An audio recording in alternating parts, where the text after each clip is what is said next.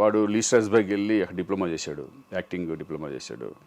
అలాగే బాంబేలో ఒక దబాంగ్ 3 అని చెప్పి సల్మాన్ ఖాన్ది, Prabhudeva direction. Okay. 1 year assistant డైరెక్టర్గా వెళ్ళి ఫుల్ ఫిల్మ్ అసిస్టెంట్ అక్కడే ఉండి బాంబేలోనే ఉండి అసిస్టెంట్ డైరెక్టర్గా ఫినిష్ చేసుకున్నాడు. ఆ ఎక్స్పీరియన్స్ కూడా వాడు మొత్తం అంతా తెలుస్తుంది, గ్రౌండ్ అంతా తెలుస్తుంది కదా. అవును. అది కావాలని వాడు కోరుకుంటేనే పంపించాను నేను కూడా. అది కూడా ఓకే.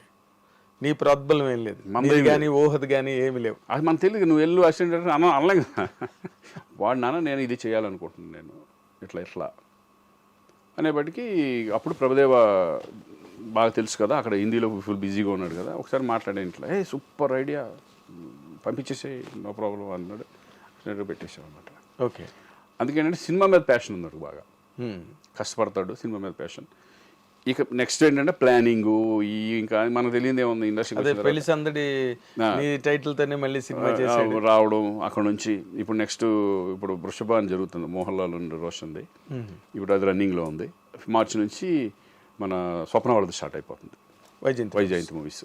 Very good. మెయిన్ అది మంచి రెండు డిఫరెంట్ సబ్జెక్ట్స్ పడడం పెద్ద రేంజ్లో.